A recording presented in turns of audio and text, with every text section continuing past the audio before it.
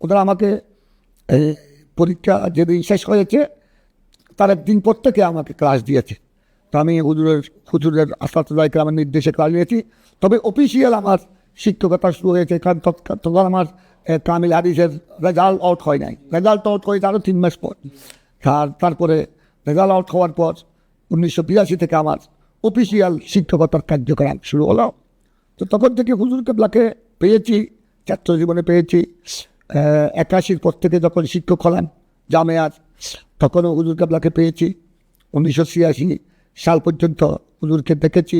দরবার শরীফ, শ্রীকুট দরবার শরীফ, হুজুর কেবলার হায়াতে জাহরায় বেশ কয়েকবার হুজুরের সাথে মোলাকাত হয়েছে, সাক্ষাৎ হয়েছে।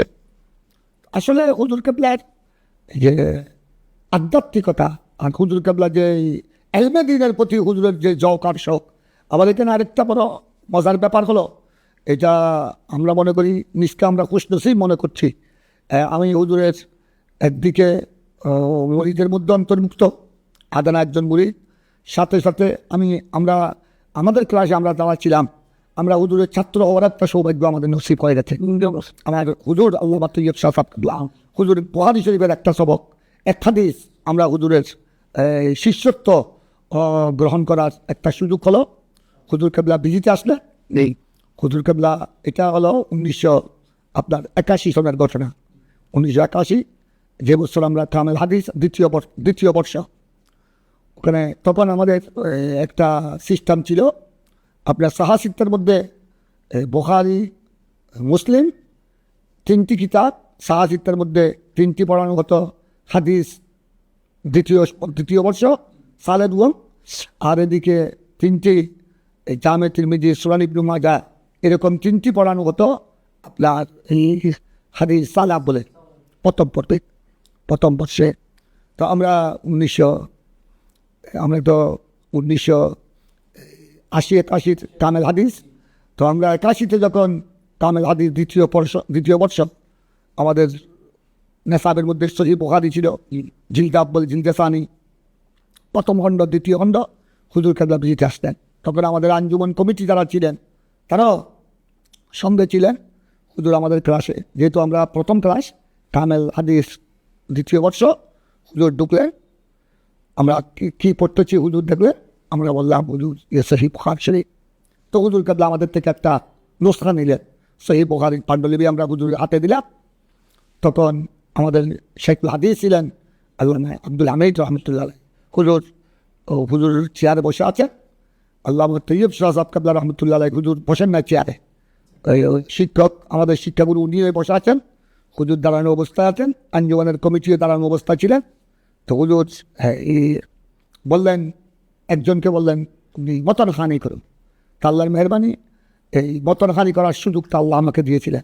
আমি তাড়াতাড়ি হাদ্দাসানা ফুলান, এটা প্রথম পাড়ার হাদিস ছিল, প্রথম পাড়া ছিল সহিহ বুখারী কিতাবুল ঈমানের। তারপর আমি তেলাওয়াত করলাম। তেলাওয়াত করার পরে এবার হুজুর বললেন হাদিস কা মতলব ক্যা হ্যায়, অর্থ বলে নাই, ইস হাদিস কা মতলব ক্যা হ্যায়। তারপর আমার সঙ্গীদের মধ্যে একজন দাঁড়ালেন। তারপর হুজুর নিজেই তকরির শুরু করেছেন। আলহামদুলিল্লাহ, আমরা ওই ক্লাসের মধ্যে হুজুরের হাদিসের উপর কিছু তকরির শোনার আমাদের সুযোগ হলো। হুজুর মাশাআল্লাহ তকরির করেছেন, বড় বারিক কথা বলেছেন, বড় সূক্ষ্ম বিষয়ে আলোচনা করেছেন ওই হাদিসের উপর, বড় লুকাত, বড় রুমুজ, আসরার হুজুর পেশ করেছেন, এবং সাথে সাথে অনেক খুশি হয়ে আমাদের জন্য সকলের জন্য দোয়া করেছেন। এটা হলো আমাদের জন্য আমাদের জীবনের একটা বিরাট পাওনা। এর মধ্যে আমরা আরেকটা বিষয় বুঝলাম যে হুজুর আমাদের দাদা উস্তাদ, আমাদের দাদা আলহামদুলিল্লাহ। তো হুজুরকে এভাবে আমি আরও অনেকবার পেয়েছি। বলুয়াটি গিফার খানেকা শরীফ, হুজুর কেবলা ফজরের নামাজের পরে দরসে কোরআন পেশ করতেন, কোরআনে পাকের আয়াত। আমি এখানে কিছু হুজুরের তকরিরাত আমি এখানে এনেছি, নুরানি তকরিরাত, এখানে আমি ওখান থেকে কিছু এনেছি, কয়েকটি তকরির এনেছি। হুজুর কেবলার হুবহু তকরির উর্দু ভাষায়, এবং হুজুর এগুলা ব্যাখ্যা করতেন আমাদের বেশিরভাগ আমরা দেখেছি শেরে মিল্লাত আল্লামা মিসা হুজুর, আর সময় সময় এটার অনুবাদ করতেন আমাদের আল্লামা জালালউদ্দিন আল কাদরি প্রিন্সিপাল সাহেব হুজুর। বা বেশিরভাগ হুজুর কেবলার অনুবাদের কার্যকলাপ আমাদের শেরে মিল্লাত আল্লামা মিসা হুজুর কেবলাকে করতে দেখেছি। তো ওখানে হুজুর কাবলা দর্শে কোরআন পেশ করতেন বলুয়াদিবের খানেকা শরীফে, তখন তো আলমগীর খানেকা শরীফ ছিল না। হুজুর কাবলার তকরি যারা শুনেছেন তারা অন্তত উপলব্ধি করতে পারেন হুজুর কাবলা কত বড় পায়ার আলেম ছিলেন, কত বড় উঁচু পায়ার হুজুর আলেম ছিলেন। তো এখানে হুজুর কাবলার এখানেও যে কয়েকটি তকরিয়াত আমি এনেছি, ওখানে পড়লে দেখা যায় হুজুর কাবলার তকরির কত বড় উচ্চ মাকামে, কত উচ্চ মাকামে। আসলে হুজুর কাবলাকে তো যথাযথ চিনা এটা আমরা সাধারণ মানুষের পক্ষে সম্ভব নয়। অলিরা অলি মিশন কি এটা একটা কথা আছে ফার্সিতে, আল্লাহর একজন হক্কানি অলিকে চিনতে হলে আরেকজন হক্কানি অলির প্রয়োজন। কারণ তো এটা আধ্যাত্মিক ব্যাপার, এটা তো দুনিয়ার সাধারণ জ্ঞান দিয়ে এটাকে ওজন করা যাবে না। এটা দুনিয়ার যেগুলো জ্ঞান আছে আর্টস, সায়েন্স, কমার্স, অর্থনীতি, সমাজনীতি, পৌরনীতি, এগুলো দিয়ে তো আর ওই এলমে বেলায়ত, এটা এলমে মারফত, এগুলো তো আর উপলব্ধি করা যাবে না। এই জন্য তো বলা ওই বলিরা বলি মিশন আসত। তো হুজুরকে আমরা এগুলো যতটুকু পেয়েছি, কিন্তু তবে হুজুরের এলমে মারফত, এলমে বেলায়ত, আধ্যাত্মিক জগতের হুজুর দেখবেন কত বড় উঁচু পায়ার শখসিয়ত ছিলেন, ব্যক্তিত্ব ছিলেন। এটা হয়তো ওই সময়ের যারা বড় বড় আলেম ছিলেন, বড় বড় বলি ছিলেন, এরাই হুজুরকে যথাযথ উপলব্ধি করতে সক্ষম হয়েছেন। তবে আমরা খুশনসিব হলো এই আমরা হুজুরের দামনটা ধরতে পেরেছি, হুজুরের শফকত পেয়েছি। আমি আমার যশোর আছে, আমি যখন জামিয়ার শিক্ষক হলাম 1981 পর থেকে, তখন হুজুর কেবলাতে 86 পর্যন্ত পেয়েছি। এবং কি আমার শিক্ষকদের সাথে হুজুর মিটিং করতেন, প্রত্যেক সফরের মধ্যে হুজুর আঞ্জুমানের সাথে মিটিং করতেন, আরাকিন আঞ্জুমানের সাথে, তারপরে এদিকে আমাদের জামিয়ার আসাদুল ইকরামের সাথে। তো এইভাবে আমি কয়েকটা মিটিংও, তখন ওই শিক্ষকদের মধ্যে একদম ছোটো ছিলাম, আমি অল্প বয়সের ছিলাম আমি। ওখানেও অনেক সময় হুজুর কেবলা, এটা হুজুরের দয়া, অনেক সময় মিটিংয়ের উর্দু তর্জমা এগুলো আমি করেছিলাম। আমার আগে আমার হুজুর শের মিল্লাত আল্লামা নবী ঈসা হুজুর করতেন। তো পরবর্তী পর্যায়ে আমি যখন মুদারিস হলাম, আমিও কয়েকবার এটা মুসাওয়াদা করার, খসড়া করার সুযোগ পেয়েছি। এবং হুজুর কেবলা যখন তশরিফ আনতেন 86 পর্যন্ত, তখন জামিয়ার সালানা জলসা হতো, তখন নিয়মিত হতো প্রত্যেক বছর। এবং ওখানে হুজুর কেবলাকে উর্দুতে তাহারিয়ার নামা এবং জামিয়ার গোড়া বছরের রুয়েদা রিপোর্ট, বার্ষিক রিপোর্ট, এটা উর্দুতে বেশিরভাগ আমি গুণেগার করতাম। আমাকে সহযোগিতা করতেন আমার বন্ধুবর্ষ মুফতি মাওলানা আব্দুল আজিজ সাহেব, বেশিরভাগ আমরা দুজনেই করতাম এগুলা। তো এভাবে হুজুরের অনেক দয়া পেয়েছি, শফকত পেয়েছি। হয়তো ওনাদের টাকায় করমের উসিলায় হয়তো মানুষ আমাদেরকে সম্মান করছেন, আমাদেরকে এতটুকু মূল্যায়ন করছেন। এটা আমাদের কোনো গৌরবের কোনো বিষয় নয়, এটা ওনাদের করম। এ সব তোমার করম হ্যাঁ আকা বা আত্মবনী বইতে ওনাদের নেগাহে করম, ওনাদের ফায়দা। আল্লাহ যেন দুনিয়া আখেরাতে সর্বদা ওনাদের ফায়দা, ওনাদের শুভ দৃষ্টি নেগাহে করম আল্লাহ যেন আমাদেরকে নসিব করেন। এখানে বিষয় একটা হচ্ছে যে হুজুর তো মুজাদ্দিদিনে মিলাদ ছিলেন, যেটা আমরা বিভিন্ন জায়গায় দেখেছি যে হুজুর পঞ্চদশ শতাব্দীর মুজাদ্দিদ। তো সে সময়কার ফেতনার সময় হুজুরের দিনী তাজদীদ বা দিনী সংস্কারমূলক কি কাজ হুজুর আঞ্জাম দিয়েছেন একটু? এই ব্যাপারে আমি এখানে একটা বিষয় এনেছি, হুজুরের সংস্কার কার্যক্রম, এগুলি আমি ওখানে এনেছি। আরও অন্যান্য লেখক রাইটার ওনারাও এনেছেন। তো এখানে আমি যেগুলো দেখেছি, যেমন হুজুর যে মুহূর্তে এই জশ্নে জুলুসের নির্দেশ দিলেন, সর্বপ্রথম সৈয়দ শরীফ থেকে চিঠির মাধ্যমে যে নির্দেশ দিলেন 1974 থেকে জশ্নে জুলুসের আমরা এটা বাস্তবে যেগুলো দেখলাম, এই জশ্নে জুলুস হুজুর কেবলার একটা তজদিদি কারনামের মধ্যে, তিনি সংস্কারের মধ্যে অন্যতম একটি সংস্কার। কারণ এই জশ্নে জুলুস যদি হুজুর বাংলার জমিনে প্রতিষ্ঠা না করতেন, আমার মনে হয় এই বর্তমান যে রবিউল আউয়াল মাসে গোড়া মাস ব্যাপী যে ঈদে মিলাদুন্নবীর একটা জোয়ার প্রত্যেক জায়গায় জায়গায়, এমনকি আমরা দেখেছি ওই সময় জশ্নে জুলুসের বিরুদ্ধে যারা বাতিল, আমরা যাদেরকে বাতিল বলি, মুস্তাখানে রসুল, মুস্তাখানে ওলেখরা, এরা তো করেছিল। আমাদের সুন্নি আমরা অনেকেই এটার গুরুত্ব বুঝে নাই, আর কোনোদিন দেখে নাই, শুনে নাই, এরাও এটার গুরুত্ব উপলব্ধি করতে পারে নাই। ওনারাও কেউ কেউ আজ আমাদের মন্তব্য করেছিল। কিন্তু পরবর্তী পর্যায়ে দেখা গেল এটা হুজুর কেবলার একটা তসদিদি কার্যকরম। আমি মনে করি যে এটা হুজুর কেবলার একটি জিন্দা কারামত।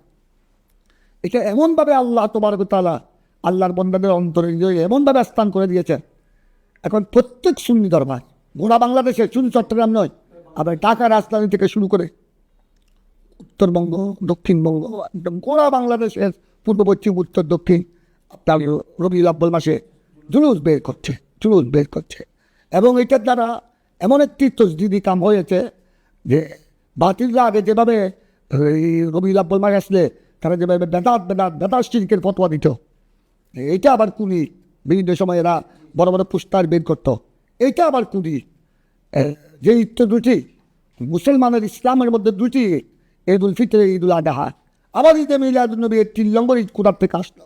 ওই সব ওই কোরআনে না, এখন না, বিভিন্ন প্রকারের এরা আজে বাজে মন্তব্য করতো, সরল প্রাণ সুন্নি মুসলমানদেরকে বিভ্রান্ত করতো।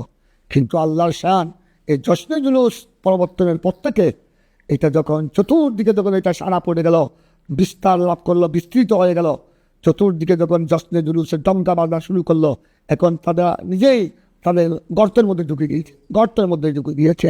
তো এটা একটা হুজুর কেবলার বিশাল এক, আমি মনে করি, দিনই সংস্কার। সাথে সাথে দিয়ে গৌসিয়া কমিটি বাংলাদেশ, এটা হুজুর কেবলার আরেকটি দিনই সংস্কারের অন্যতম একটা সংস্কার।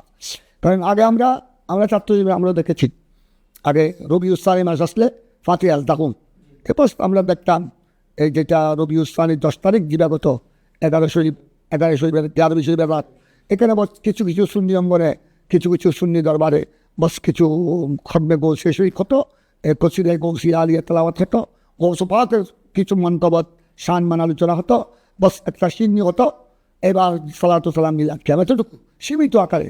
কিন্তু এই যে গৌসিয়া কমিটি বাংলাদেশ প্রতিষ্ঠা লাভ করার প্রত্যেকে, এটা হুজুর কেবলার আরেক জিন্দে কেরামত। এইভাবে গৌসিয়া শরীফ রন্ধ্রে রন্ধ্রে, একদম শহরে, মফস্বলে, প্রত্যন্ত অঞ্চলে, এমনকি ঘরে ঘরে, এমনকি দোকানে, এমনকি প্রত্যেক দফতরে দফতরে যেভাবে খতমে গৌসিয়া, যেভাবে প্রত্যেক জায়গায় জায়গায় গিয়ারি শরীফ, বারবি শরীফ এবং রবিউল সানি গোনা মাস ব্যাপী হুজুর সৈয়দনা গৌস পাক রাদিয়াল্লাহু তাআলা আনহুর যেভাবে ফাতিহা শরীফ, তো এগুলা হলো সুন্নিয়তের ময়দানে একটা বিরাট সুন্নিয়তের নিদর্শনে পরিণত হয়েছে। তো এগুলোর দ্বারা বাতিলদের যাবতীয় চক্রান্ত ক্রমান্বয়ে কী হয়ে গেছে, ক্রমান্বয়ে তারা এরা গর্তে ঢুকে গেছে এক প্রকার বলতে হয়। তো এগুলি হুজুর কেবলার, যেমন মাসিক তরজুমানে আহলে সুন্নাত, এই যে আমি তো যা দেখেছি এটা বাস্তব কথা। তরজুমানে আহলে সুন্নাত হুজুর কেবলা এটা আরেক জিন্দা কারামত, এটা আরেক তসদিদি কারনামা, এটা দিনই সংস্কার। কারণ এই তরজুমানের মাধ্যমে আজ আমাদের সুন্নি অঙ্গনে যে রাইটার লেখক সৃষ্টি হয়েছে, এটা সূচনা হলো তরজুমানে আমাদের ছাত্ররা সুন্নি উলামা ইকরাম, তখন আমাদের কোনো স্থান তো ছিল না, পেপার পত্রিকা আমাদের নিজস্ব কিছু ছিল না। এর তরজুমানের মাধ্যমে আমাদের ছাত্ররা, আমাদের উলামা ইকরামরা লেখালেখি শুরু করলেন, করতে করতে তরজুমান থেকে তরজুমানের মাধ্যমে আমরা একটা বিরাট লেখক আমাদের মধ্যে চলে আসলো। এতে সুন্নিয়তের একটা লিখনের মাধ্যমে সুন্নিয়তের যে জোয়ার এবং বাতিলদের দাঁতবাগা জবাব দেওয়া শুরু হয়েছে তরজুমানের মাধ্যমে। তো এগুলো সব হুজুর কেবলার তসদিদি কার নয়। এভাবে হুজুর কেবলা বাংলাদেশ যখন সফর করতেন, প্রত্যেক জায়গায় বড় বড় মাহফিল হতো। এই বড় বড় মাহফিল এটা একটা বিশাল সুন্নিয়তের একটা মরকজে পরিণত হয়েছিল। বিশাল বিশাল মাহফিল হতো, সেখানে আমাদের বড় বড় উলামা ইকরাম, আমাদের শেরে মিল্লাত আল্লামা নঈম ইসলাম হুজুর, আমাদের জালালুল মিল্লাত প্রিন্সিপাল জালালউদ্দিন আল কাদেরী, এভাবে আমাদের সুন্নি উলামা ইকরাম সেখানে বিশাল তকরির করতেন, ঘন্টার পর ঘন্টা, হাজার হাজার মানুষ সমাগম হতো। এটা সুন্নিয়তের ময়দান একটা বিরাট মাইলফলক, সুন্নিয়তের ময়দান একটা বিরাট আলোড়ন সৃষ্টি হয়েছে। তো এগুলোর দ্বারা ওই তৎকালীন যারা বাতিল ফিরকা ছিল, এই ওয়াহাবি, মওদুদি, মরদুদি, কাদিয়ানি, শিয়া, এদের জন্য একটা অ্যাটম বোম ছিল। এরা তো এগুলোকে অ্যাটম বোম মনে করতো, এটা তাদের জন্য মৃত্যু সমতুল্য ছিল। সেই জন্য হুজুর কেবলা তর্জুমান সম্পর্কে বলেছেন, আমি হুজুরের মুজাতের মধ্যে এনেছি যে তর্জুমান বাতিল ফিরকাকে দিয়ে বহুত।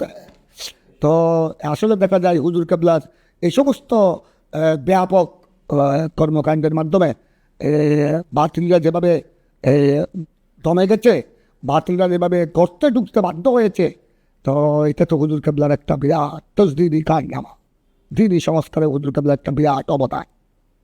জি হুজুর, আপনি একটা তথ্য এখানে লিখেছেন যে আমরা বই যখন পড়ছিলাম দেখছিলাম যে আসাদে জালালউদ্দিন সুয়ুতী রহমতুল্লাহ আলাইহির একটা বর্ণনা যে একজন মুজাদ্দিদ হওয়ার জন্য 1 শতাব্দীর শেষ এবং অন্য শতাব্দীর শুরু পর্যন্ত বিস্তৃত হতে হবে, যেটা আমরা হুজুরকে ওনার ক্ষেত্রে আমরা দেখেছি। আরেকটি বিষয় হচ্ছে যে আমরা ইদানিং সোশ্যাল মিডিয়ায় দেখতে পাই যে আপনার মরফুজগুলো আমরা পড়েছি। আমি আজকে আসার পূর্ব আপনার সাথে বলার সৌভাগ্য অর্জন করেছি। এর পূর্বে আমি মরফুজগুলো পড়ছিলাম, তো একটা মরফুজত কিন্তু আমরা বইয়ে দেখি নাই, যা সোশ্যাল মিডিয়ার মধ্যে ব্যাপকভাবে প্রচারিত হচ্ছে যে মকবুল এবং মশহুর নাবন, যে মকবুল এবং মশহুর নাবন, এটার উদ্ধৃতি দিচ্ছে যে গসলামান আল্লাহ মাহাতাস কাছে মোহাম্মদ ইফসাদুল্লাহ। এরকম কোনো বাণী কি আপনি শুনেছেন? আমি অবশ্য ওই হুজুর কেবলার জুমানে পাক থেকে বা হুজুর কেবলার বিভিন্ন তকরির বয়ান যতটুকু আমি শুনেছি, আমি ক্ষুদ্র নগণ্য ব্যক্তি হিসেবে মকবুল বান মশহুর না বন এই শব্দ আমি হুজুরের জুবান থেকে শুনিনি। তবে একটা কথা আমি শুনেছি, এই লালিয়ারহাট একটা মাহফিলে আমি ছিলাম। লালিয়ারহাট যেটা আমান বাজার আর লালিয়ারহাটের মাঝখানে রাস্তার পশ্চিম পাশে একটা মাদ্রাসা, ওইটার প্রতিষ্ঠাতা হলেন গাজীউদ্দিন মিল্লাত ইমাম আলে সুন্নাত আল্লামা গাজী সৈয়দ আজিজ বখশির বাঙ্গালের রহমতুল্লাহ। তিনি ওনার পীর মুর্শিদের নামে এই মাদ্রাসা প্রতিষ্ঠা করেছেন। আমি ওই মাদ্রাসার সৌভাগ্যক্রমে 1 বছর আমি পড়েছি জমাতে দাউদ। তো ওইটার নামও হামিদিয়া হোসাইনিয়া রাজ্জাকিয়া মাদ্রাসা ডিগ্রালিয়ার হাট। ওটা হামিদিয়া মানে আব্দুল হামিদ বগদাদি রহমতুল্লাহর নামে, আল্লামা গাজী শের বাঙ্গাল রহমতুল্লাহ পীর মুর্শিদ। রাজ্জাকিয়া উনি আব্দুল রাজ্জাক প্রেসিডেন্ট ছিলেন, তৎকালীন চেয়ারম্যানকে প্রেসিডেন্ট বলা হতো। তো উনি ওখানে জায়গা জমিন উনি প্রদান করেছেন। উনি একটা বড় ওনার অনুদান রয়েছে, সেই জন্য ওনাকে ওইটা নাম দেওয়া হয়েছে হামিদিয়া হুসাইনিয়া রাজ্জাকিয়া। হুসাইনিয়া ওখানে জবরদস্ত একজন আল্লাহর ওলি আছে সানুজমা, যিনি হজরত গৌসুল আজম মাজবন্দারির একটা পীর ভাইও আবার সমসাময়িক। তো ওই মাদ্রাসার ময়দানে একটা অনুষ্ঠান হয়েছিল, এখানে হুজুর কাবলা প্রধান অতিথি ছিলেন আলী রসুল আল্লামা তৈয়ব শাহসাদ কাবলা। বিশাল সমাগম ছিল। হুজুর কাবলা যেখানে যেতেন এখানে তো হাজার হাজার মানুষের সমাগম হতো, পুরা স্টেজ ভর্তি ওলামায়ে কেরাম থাকতো। তো ওখানে আমাদের একজন হুজুর সালামে আরজ করছিলেন, উনি আরবি পড়ছিলেন। লাস্ট উনি একটা কচিদা পড়ছিলেন, যেটা আমরা পড়ি, ইয়ে সালামি আশেকানা হোক। তখন হুজুর কাবলা বলেছিলেন সালাত সালামের পরে, আশেকানা সাহেব আশেকানা না কেনা আজেদানা বলো, আজেদানা বলো। আমরা এশকের মকাম অতিক্রম করা এটা তো আমাদের পক্ষে সম্ভব নয়। এটা আশেকানা, এটা মকাম এটা এশকের মকাম, এটা অনেক উপরের মকাম। তো আমরা ইয়ে সালামি আজেদানা হোক, আজেদানা এটা বলেছেন। অর্থাৎ হুজুর আমাদেরকে ওই নম্রতামে শিক্ষা দিয়েছেন, ইস অ্যান্ড কেফার শিক্ষা দিয়েছেন। তবে ওই যেটা আপনি বলেছেন ওই শব্দটা আমি হুবহু ওই শব্দটি আমি হুজুরের জবান থেকে আমি শুনে নাই। তবে হুজুর কাবলা তো অনেক নসিহত করতেন, বেশিরভাগ নসিহতের মধ্যে হুজুর এগুলো থাকতো, ইজিস এনকেসার বা অনেক সময় বলতেন হুজুর কাবলা বলতেন প্রায় তকরির মধ্যে আনানিয়তকে খতম করো। আনানিয়ত হতে আনানিয়তের দ্বারা হতে যার কাছে আনানিয়ত আছে আমিত্ব যার কাছে আছে হতে তার উসকে লিয়ে তরিকত কাবু আনে। সে তরিকত তো দূরের কথা, তরিকতের সুগন্ধিও পাবে না। আসলে আশা করছি আমরা এই ব্যাপারে একটু সুন্দর কথা অবলম্বন করবো, কেজুর কাবার বাণী দেখার ব্যাপারে। একটা বিষয় হচ্ছে আপনার যে সংগঠনের কথা বলেছিলেন, কালচার কমিটি বাংলাদেশ প্রতিষ্ঠা করেছেন হুজুর কাবলা। আরও আমরা এই বই যখন পড়ছিলাম দেখলাম হুজুর কাবলার সাংগঠনিক অবদান, যে হুজুর সকল সর্বস্তরের সুন্নি মুসলমানকে এক প্ল্যাটফর্মে আনার চেষ্টা করেছেন এবং একীভূত করা, ঐক্যবদ্ধ করার চেষ্টা করেছেন। তবে এখন দেখা যাচ্ছে আমাদের সমাজে বা আমাদের বিভিন্ন সংগঠন অভ্যন্তরীণ দ্বন্দ্ব সৃষ্টি হচ্ছে, আমরা একে অপর থেকে দূরে সরে যাচ্ছি, ঐক্যবদ্ধ নষ্ট হচ্ছে, আমাদের একতা নষ্ট হচ্ছে। তো হুজুর কাবলার কোন বাড়ির পরিপ্রেক্ষিতে বা হুজুর কাবলা কোন নসিহত যা আমাদেরকে উদ্বুদ্ধ করবে আমরা অভ্যন্তরীণ একতা সবাই একীভূত হয়ে কাজ করতে পারি, এবং বড় পরামর্শ হুজুর কাবলার সিহত। এবং শুধু হুজুর কাবলা ওই ঐক্যের ব্যাপারে, সুন্নিয়তের ঐক্যের ব্যাপারে শুধু উদ্বুদ্ধ করেছেন তা নয়, আমি তো নিজে সাক্ষী। আমি ওই মাহফিলে ছিলাম, আমাদের চট্টগ্রাম মুসলিম হাট, আমাদের মুসলিম হলের মুসলিম হলের মধ্যে একটা আমরা বাংলা ইসলামী ছাত্র সেনা, এটা প্রথম আমরা 11 জন ছিলাম এই প্রতিষ্ঠাতা সদস্য। এটা যখন 1900 বাংলা ইসলামী ছাত্র সেনা যখন প্রতিষ্ঠা লাভ করেছে 1980 সালে, তখন আমরা 11 জনের মধ্যে আহ্বায়ক ছিলেন আমাদের বর্তমান আঞ্জুমান রিসার্চ সেন্টারের যিনি মহাপরিচালক আল্লামা আব্দুল মান্নান সাহেব। তিনি আমাদের সিনিয়রম্যান, তিনি আমার জামিয়াতে তিনি আমার 3 বছর সিনিয়র। উনি উপযুক্ত আলেম, উনি ছিলেন আমাদের সিনিয়রম্যান হিসেবে, উনি ছিলেন আহ্বায়ক। এবং আমরা 10 জন, আমার 3 বছর সিনিয়র তিনি। উনি বয়সও সিনিয়র, এলমে আমলে তকওয়া চতুর্দিক থেকে সিনিয়রম্যান ছিলেন। উনি ছিলেন আহ্বায়ক, আমরা ছিলাম 10 জন সদস্য। তখন 10 জনের মধ্যে জামিয়ার ছাত্র হিসেবে আমি তখন 81 জামিয়ার কামিলের ছাত্র, আমিও সদস্যদের মধ্যে, অর্থাৎ বাংলা ইসলামী ছাত্র সেনার আমরা যারা প্রতিষ্ঠাতা সদস্য তার মধ্যে আমি একজন গুণাগার ছিলাম। আমরা একটা হুজুর কেবলা যখন তশরিফ আনলেন চট্টগ্রামে বাংলাদেশে, আমরা একটা আপনার ঈদে মিলাদুন্নবী কনফারেন্স করেছিলাম, ঈদে মিলাদুন্নবী সংস্থা সেমিনার করেছিলাম মুসলিম হলের মধ্যে। এটা বিরাট জমায়, যেহেতু হুজুর কেবলার তশরিফ প্রধান অতিথি, তো হুজুর কেবলা যেখানে প্রধান অতিথি সেখানে তো মানুষ লুকে লুকারণ্য। তখন গোটা মুসলিম হল, বাহিরে মাঠঘাট, রাস্তাঘাট একদম ভরপুর। তারপর হুজুর কেবলা গিয়েছেন, আঞ্জুমানের সবাই গিয়েছেন, ওখানে আমি নিজে ছিলাম। আমরা আয়োজন আমরা করেছিলাম, এটা ছাত্র সেনা উদ্যোগ হয়েছিল। তখন হুজুর কেবলা বলেছিলেন, যেহেতু এন্তেজামি আমরা বাংলা ইসলামিক ছাত্র সেনা, তাই হুজুর কেবলা সুবান দিয়ে বলেছিলেন, ये ছাত্র সেনা ये ইমানি ফৌজ আমার ইমানি ফৌজ এটা আমাদের ইমানি ফৌজ, এটা আমাদের ইমানি সৈনিক, ছাত্র সেনাকে বলেছেন। এবং আরও বলছেন, তোমরা কি তাউন করো, তোমরা তাদেরকে সাহায্য করবা। এটি হুজুর কেবলা এই আমাদের ছাত্র সেনাকে, সুন্নি ছাত্র সংগঠনকে কীভাবে উদ্বুদ্ধ করেছেন। এবং হুজুর কেবলা, আমি আরও ছিলাম ওখানে, হুজুর কেবলা পাশে যারা ছিলেন, হুজুর কেবলা বলেছেন, আমার থেকেও কিছু এখানে তোমরা হাদিয়া পেশ করা, নিজে হারিয়ে দিয়েছে, যে হাদিয়া দিয়েছেন। তো আমাদের কমিটির বেশ কয়েকজন ভাই ওনারা হুজুর কেবলার পক্ষ থেকে হাদিয়া দিয়েছেন আমাদেরকে। তারপর হুজুর আমি আরও দেখেছি, যেগুলো আমার চোখের দেখা। আরেকটা আমাদের জামিয়ার আসাদুল্লাহ ইকরাম ছিলেন, আমি তখন শিক্ষকদের মধ্যে একদম অল্প বয়সে ছিলাম আমি। তারপর এখানে আমাদের আল্লামা জাফর আহমদ সিদ্দিকী রহমতুল্লাহ আলাইহি, যিনি বুরিচর জিয়া উলুম কামিল মাদ্রাসার প্রতিষ্ঠাতা, উনি আবার হুজুর গৌসুজ্জামান আল্লামা তৈয়ব সাহেব কেবলার একনিষ্ঠ মুরিদ ছিলেন। হুজুর কেবলা ওনাকে বড় মহব্বত করতেন। উনি আবার তৎকালীন গোল্ড মেডালিস্ট। উনি আমাদের শের মিল্লাত আল্লামা মিসা হুজুরের উস্তাদ ছিলেন। তো 1900 ছিলেন। তো হুজুর কেবলা আমাদের মুফতি ইদ্রিস আজমি বোয়ালখালীর মুফতি ইদ্রিস আজমি এবার বড় বড় আলেম ছিল। হুজুর কেবলা সুন্নিয়তের সাংগঠনিক কার্যক্রম কীভাবে চলছে না চলছে আলাপ চলছিল। তখন আমার স্মরণ আছে, হুজুর কেবলা আল্লামা জাফর আহমদ সিদ্দিকী, ওনার কাছে আমার সাংগঠনিক অনুপ্রেরণা ছিল, ওনার কাছে সাংগঠনিক জজবা ছিল। বড় গোল্ড মেডালিস্ট, অত্যন্ত বড় জ্ঞানী গুণী ছিলেন। তো হুজুর কেবলা ওনাকে এক পর্যায়ে বলেছিলেন যে, হযরত সিদ্দিকী সাহেব আপ একেলা উতরাইয়ে। তো উনি কিছু মানবিবান করেছিলেন হুজুর কেবলার সামনে। হুজুর, আমি অনেক চেষ্টা করেছি, কিন্তু সুন্নি উলামা ইকরামকে একত্রিত করতে পারি না, কেউ আসে কেউ আবার চলে যায়। হয়তো হুজুর একান, সেজন্য আমাদের সাংগঠনিক তৎপরতা দুর্বল।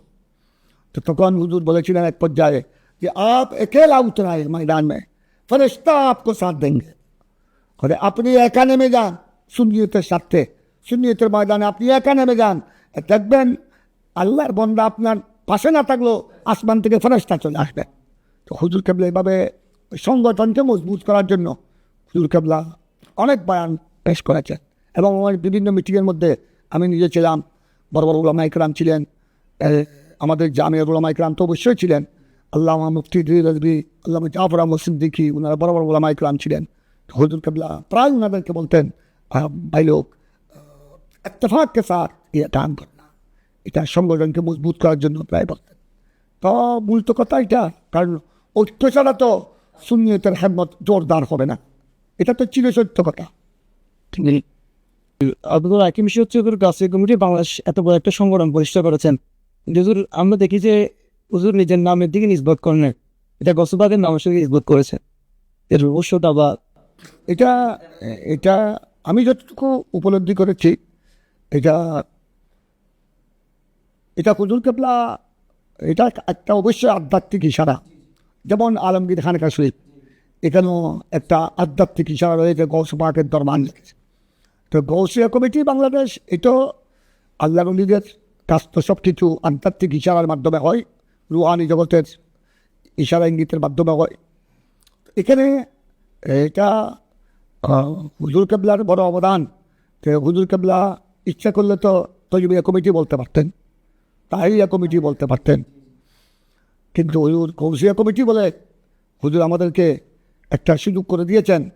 আহলে সুন্নাত ওয়াল জামাতের যারা মুতাকিদিন, যারা হুজুর কেবলার মুরিদান, আহলে সুন্নাতুল অনুসারী সবাইকে এই গৌসিয়া কমিটির খেদমতের মাধ্যমে আমাদেরকে গৌস পাকের গোলামদের কাতারের মধ্যে অন্তর্ভুক্ত করেছে। যে আমি তোমাদেরকে অন্তত একটা গৌসিয়া কমিটি দিয়ে যাচ্ছি, এটাকে তোমরা আঁকড়িয়ে ধরো, এটাকে খেদমত করো, শরীয়ত তরিকতের খেদমতের মাধ্যমে গৌসিয়া কমিটিকে জোরদার করো, গৌসিয়া কমিটির মাধ্যমে আঞ্জুমনকে শক্তিশালী করো।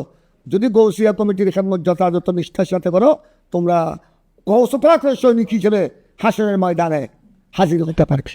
তো হুজুর কেবলা গৌসিয়া কমিটি আমাদেরকে উপহার দিয়ে, তো আমাদেরকে হুজুর সৈয়দনা পীরানে পীর গৌস পাক রাদিয়াল্লাহু তাআলা আনহুর একটা গোলামদের কাতারে অন্তর্ভুক্ত হওয়ার সুযোগ দান করেছে। এটা হুজুর কেবলার একটা বিরাট বেলায়তের, একটা বিরাট আলিশান, আমি মনে করি ওনার হুজুর কেবলার দাঁড়ি করা। তো একটু সে একটু সংক্ষেপে যদি বলতেন যে আপনি দরদি অনেকবার শ্রীকর শরীফ বহন করেছেন, শ্রীকর শরীফ বা পাকিস্তানের হুজুর কেবলাদের অবস্থান কীরকম একটু এটা আমার মনে একটা আগে সংশয় ছিল। এখানে বেশ কিছু আমাদের সুন্নি অঙ্গনের কারো কারো মুখ থেকে আমরাও শুনতাম যে তৈয়ব শাহ হুজুর, হযরত শ্রীকুটি শাহ হুজুর, ওনাদের পরিচয় চট্টগ্রামে, বাংলাদেশে বা চট্টগ্রামের সীমিত এলাকায়, ওনারা যেখানে ওনাদের বাড়ি ওখানে ওনাদের কোনো নাম না হাত কিচ্ছু নাই, অর্থাৎ ওনাদের কোনো শোহরত বা ওনাদের কোনো পরিচয় টরিচয় কিছু নাই। এটা আমরাও শুনতাম, এখন তার তেমন শোনা যায় না। আগে আমরা বেশি শুনতাম আমরা ছাত্র জীবনে। তো আমি তখন কিন্তু ওই পাকিস্তান সফর করি নাই, সফর করার আগে এটা শুনতাম। যখন আমি দেখলাম, আমি একটা সফরে ছিলাম, আমার সঙ্গে আমার বন্ধু আছে মৌলানা মুহাদ্দিস হাফিজ সুলাইমান আনসারী সাহেব, তিনিও ছিলেন আমাদের তৎকালীন আঞ্জুমান সেক্রেটারি, জনাব আলহাজ জাকারিয়া সাহেব, জনাব আলহাজ সালে আহমদ সওদাগর, আমাদের আরাকিন আঞ্জুমানের মধ্যে বেশ কয়েকজন ছিলেন। তারপর ঢাকার বাইদের মধ্যেও বেশ কয়েকজন ছিলেন। তারপর এখানে আমি দেখেছি করাচি, পেশোয়ার, মুলতান, পিন্ডি, রাওয়ালপিন্ডি, ইসলামাবাদ থেকেও বেশ কিছু আমাদের হুজুর কেবলার মুতাকিদিন মুরিদিন এসেছে। আল্লামা ফির সাবেক শাহজাদ হুজুর কেবলার অলিমা করতে আদ্য আগে হয়েছে অলিমার অনুষ্ঠান। অলিমার অনুষ্ঠানে আমি নিজে ছিলাম এবং ওখানে তৎকালীন পাকিস্তানের প্রাইম মিনিস্টার যিনি নওয়াজ শরীফ, উনি নিজে এসেছেন এবং প্রাইম মিনিস্টার এসেছেন, আমরা নিজের চোখে দেখেছি। মানে পাকিস্তানের মধ্যে 7টি প্রদেশ, 4 প্রদেশের গভর্নর থেকে শুরু করে আপনার যেটা চিঠি মেয়র থেকে শুরু করে বড় বড় রাজনীতিবিদ, অনেক একটা বিশাল অনুষ্ঠান ছিল শ্রীকুট শরীফ। ওই দিন আমরা দেখলাম গোড়া পাকিস্তান সেদিন হুজুর কেবলার কদমে চলে এসেছে। গোড়া পাকিস্তানের ক্যাবিনেট হুজুর কেবলার কদমে সীমান্ত প্রদেশে শ্রীকুট শরীফে চলে এসেছে। তখন আমি যেটা আমরা চোখে দেখলাম এখানে, এমনকি আমি তো প্রাইম মিনিস্টার নওয়াজ শরীফের পাশে বসেছিলাম। হুজুর কেবলা আমাকে দয়া করেছেন, তার আগের রাত আমাকে বলেছেন যে আমাকে হুজুর অনেক সময় বাচ্চাও বলতেন, অনেক সময় মৌলানাও বলতেন যে बच्चा आइंदा का प्राइम मिनिस्टर साहब आएगा, नवाज शरीफ साहब आएगा, साबिक शाह के वलीमा में और भी बड़े बड़े लीडर सब आएगा, आप उनको হুজুর আমাকে নির্দেশ দিয়ে বলেন, সবাই উপস্থিত ছিলেন। और রাত্রে এশার নামাজের পর খাওয়া দাওয়ার পর্ব চলছে, হঠাৎ হুজুর বলছেন आप नवाज शरीफ को एक नजराना अकीदत पेश करना। আমি অবাক হয়ে গেলাম, নওয়াজ শরীফ প্রাইম মিনিস্টার আসবে।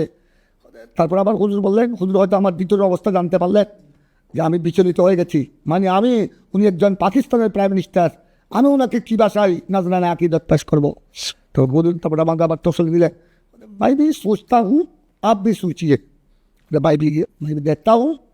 তারপর आप जामिया में ये हमारे हजरात ने क्या खिदमत किया बंगाल में, আব জামিয়া में उनको दावत भी देना। শুধু হুজুর এটা বললেন, আমি তো চুপচাপ আছি। ফজরের নামাজের পর যখন হুজুরের সাথে ওখানে শ্রীকুল শরীফ একটা নিয়ম আছে, ফজরের নামাজের পর তসবি তালিল আশরাক, সূর্য উদয়ের পর আশরাক, আশরাকের পর একটু সবাই আরাম করার পর ঘন্টা 1.5 ঘন্টা, ঘন্টা 1 ঘন্টা আরাম করার পর হুজুর সবাইকে নিয়ে চা নাস্তা করে। তখন চা নাস্তার সময় হুজুর আমাকে একটা তাহারিজ, হুজুর একটা লিখা বের করে দিলেন পেনের মধ্যে, আপ ইসকো, হুজুর একটা দিয়ে দিলেন মুসলমানে, আমাকে বললাম তুমি একটা ফাইনাল করে নাও এটাকে। তো ওখানে আরও কিছু ব্যাপার আছে। তো আমি ওই সময় দেখলাম গোটা প্রাইম মিনিস্টার নওয়াজ শরীফ এবং বড় বড় গভর্নর 13 প্রদেশের এবং বড় বড় মিনিস্টার মন্ত্রী হুজুর কেবলাকে কীভাবে আদত করেছেন। গোড়া পাকিস্তান সেদিন দেখলাম আর সবাই শাহ হুজুর কেবলার অলিমের মধ্যে আমার হুজুর কেবলার তৈয়ব শাহ হুজুর কেবলার কদমে হাজির হয়ে গেলেন এবং হুজুর প্রাইম মিনিস্টার নওয়াজ শরীফকে একটা মজমুয়ে সালাওয়াতুর রাসূলের হাদিয়া দিলেন।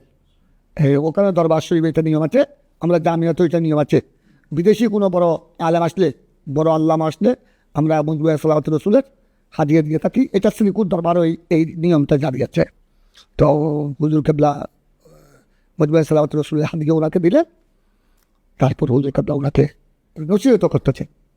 আমি দেখো মানে হুজুর কেবলা এটা বোঝাতে চাই না, উল্টে বললেন অর্থাৎ আল্লাহ আপনাকে এই যে একটা নিয়ামত দিয়েছেন, পাকিস্তানের মতো একটা রাষ্ট্রে আপনি প্রাইম মিনিস্টার, তো সুতরাং আপনি এই ইসলামকে খেদমত করেন, আহলে সুন্নতকে খেদমত করেন না, আল্লাহকে বন্দগান খুদাকে খেদমত করেন। এইভাবে ওনাকে হুজুর ওনাকে নসিহত করছেন যে আপনি একটা সুযোগ পেয়েছেন, একটা বিরাট একটা পোস্ট, প্রাইম মিনিস্টারের মতো একটা পদমর্যাদা, এত বড় একটা পোস্ট, আপনি এখান থেকে একটা গোড়া বিশ্বব্যাপী আপনি ইসলামের খেদমত করতে পারবেন। আমি দেখলাম গোড়া ওই সময় প্রাইম মিনিস্টার নওয়াজ শরীফ হুজুর কেবলা নসিহত করছেন, উনি একদম এভাবে আদবের সাথে বসে আছেন, শুধু তিনি বলছেন জি হ্যাঁ হজরত কি দোয়া। তো ওই দিন আমি দেখলাম এটা আমাদের দেশে যা বলা হতো যে হুজুর কেবলাকে ওখানে কেউ চিনে না, এখানে সব শুধু এখানে কিছু বিভিন্ন জায়গায় ওখানে দেখলাম গোড়া পাকিস্তান দেখলাম হুজুরের কদমে। তারপরে আর এখন তো বর্তমানে যে অবস্থা, আপনি গোড়া পাকিস্তান নয়, আপনি যেখানে যাবেন পীর সাহেব শাহ সাহেব কেবলার কথা বললে ওখানে তো, কারণ উনি বর্তমানে পাকিস্তানের সেনেটর, গোড়া বিশ্ব নিয়ে চিন্তা ভাবনা করে, গোড়া বিশ্বে ইসলাম নিয়ে তিনি চিন্তা ভাবনা করে। তো এই সমস্ত কথা এগুলো হলো ওই অনেক মানুষ হিংসার বশীভূত হয়ে অনেক সময় আজে বাজে কথা বলে। তো এটা পরিহার করা উচিত। এটা তো দালিকা ফদলুল্লাহ ইউতি মাইয়া শান মান মর্যাদা ইজ্জত, এটা তো আল্লাহর পক্ষ থেকে। আর হুজুর আপনি এখানে অ্যালবামের মধ্যে একটা জিনিস সংযুক্ত করেছেন যে ওসমান হুজুর কেবলা জানাজার মধ্যেও প্রাইম মিনিস্টার নওয়াজ শরীফ উপস্থিত হয়েছেন। সৈয়দ হুজুর কেবলার জীবনী সম্পর্কে তো অনেক তথ্য, অনেক রাজ রহস্য আপনার কাছ থেকে আমরা শুনছিলাম, আরও শুনতে গেলেই সময় আরও অতিবাহিত হয়ে যাবে, আরও দিনকে দিন রাতকে দিন চলে যাবে। তোর সংক্ষিপ্ত পরিসরে আসলে সম্ভব না, যা বুঝতেছি। আরেকটি বিষয় হচ্ছে আমরা তো গাছিদমটি বাংলাদেশ হুজুর কেবলার নিসবতে জামিয়া মিলিয়া সুন্নিয়া শারায়েত গঠিত হয়েছে, এখন 2য় সেশন চলছে। কয়েকদিন আগেই আমাদের এই এটা দপ্তর হয়েছে, জনকর্মকর্তা হয়েছে, ইনশাআল্লাহ কিছুদিনের মধ্যে আমাদের অনুষ্ঠান হোক। তো আমাদের যারা নবনির্বাচিত সদস্য, যারা সম্পাদক মণ্ডলী আছে, তাদের জন্য তারা যেন একতাবদ্ধ হয়ে কাজ করতে পারে, তাদের জন্য আপনার কোনো বিশেষ নসিহত? আমি ধন্যবাদ। আমি আমার আদেশ স্নেহের হাফেজ মোহাম্মদ মুরাদ সব থেকেও আমি এই সংবাদ শুনেছি। আমি আগেও এই সংবাদ পেয়েছি, গত টার্মে যারা ছিলেন মৌলানা আব্দুল কাদের তাদের থেকেও আমি শুনেছি। আমি বড় খুশি হয়েছি যে আমাদের ছাত্ররা, জামিয়ার ছাত্ররা কৌশিয়া কমিটির একটা প্রত্যক্ষভাবে খেদমত করার একটা সুযোগ লাভ করেছে। তো আমি এখন আশা করব সাথে সাথে আমি আমাদের এই কৌশিয়া কমিটি বাংলাদেশ জামিয়া আহমদিয়া সুন্নিয়া শাখার যারা বর্তমান দায়িত্বে, যারা নতুন দায়িত্বে যারা এসেছেন, সম্পাদক মণ্ডলী, সদস্য মণ্ডলী, প্রত্যেকের নিকট আমি আশা করব, আহ্বান জানাবো এবং আমার আদেশও থাকবে তারা যেন অনৈক্য পরিহার করে, অনৈক্য, হিংসা, আশা, বুক যায় না, এগুলি পরিহার করে আর কাটা সরাসরি আমরা মানুষ, আমাদের মধ্যে ভুল ভ্রান্তি হবে, এটা আমরা বসে আমরা সংশোধন হব। কারণ সবাই তো আমরা একে সিলসিলাভুক্ত, আমরা সবাই আহলে সুন্নাত ওয়াল জামাতের অনুসারী। তো কিন্তু এটাকে আমরা যতটুকু সম্ভব এটা আমরা ঘরানা পরিবেশের মধ্যে আমরা এটা সংশোধন করতে যাব আদবের সাথে, সায়ুর মাধ্যমে, মায়া মহব্বত দিয়ে অনেক কিছু করা যায়। এমনকি মায়া মহব্বত দিয়ে গোড়া দেশ জয় করা যায়। খাজা গরিবে নওয়াজ ওরা হিন্দুস্তান জয় করেছেন, একটু আধ্যাত্মিক ক্ষমতা তো আছেই, বেলায়ত, সাথে সাথে মায়া মহব্বত দিয়ে আল্লাহ এই দেশ আইনশাস্ত্র খুব গোড়া বাংলাকে তিনি ফতা করেছেন। গোড়া বাঙ্গাল, এ বর্মার এনবুন, গোড়া আফ্রিকা, কাপটাউন, নম্বাসা, গোড়া বাংলার প্রত্যন্ত অঞ্চলকে তিনি ফতা করেছেন, বিজয় করেছেন আন্তরিকতা দিয়ে, মায়া মহব্বত দিয়ে। আধ্যাত্মিক ক্ষমতা তো এক নম্বর আছেই। সুতরাং আমি আমাদের ছাত্রদেরকে কৌশিয়া কমিটি, বাংলাদেশ জামে আহমদিয়া সুন্নিয়া সাহার সবাইকে আমি এটাই বলবো, প্রত্যেককে মায়া মহব্বতের বন্ধনে যেন আবদ্ধ থাকে। তারপর সবাই